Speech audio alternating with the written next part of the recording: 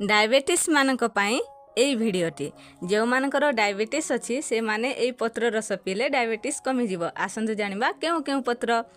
सदासुहागी पत्र, डालिंब पत्र, भुसंगा पत्र, जामकोली पत्र, बेल पत्र आ तुलसी पत्र।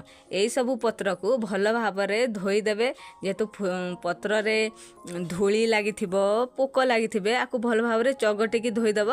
धोई देकी आपको ग्राइंडिंग करदेवे। आ हाँ सांग मैंने यही पत्र रस पीले ना सतरे डायबिटीज कमीज। आ मो माँ को डायबिटीज अच्छी। आ मो माँ तो 5 वर्ष है पत्र रस पीउछंती। आ पीला परे बहुत मात्रा रे कमी होईची।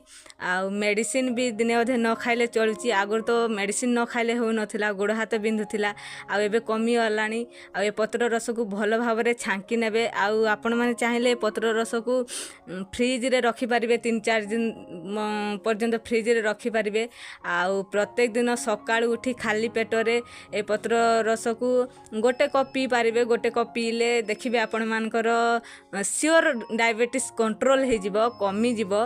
दिने अधे मेडिसिन न खाइले भी हबो। आ आपण माने एटा को गोटे मास ट्राए करके देखंतु, पी की टेस्ट करके देखंतु। मो माँ को तो बहुत मात्रा रे कमी होईची। आ ए वीडियोटा जदि आपण मानकु भल लागि थाए सब्सक्राइब कर देबे। जे मानकर डायबिटीज अछि से मानक शेयर कर देबे।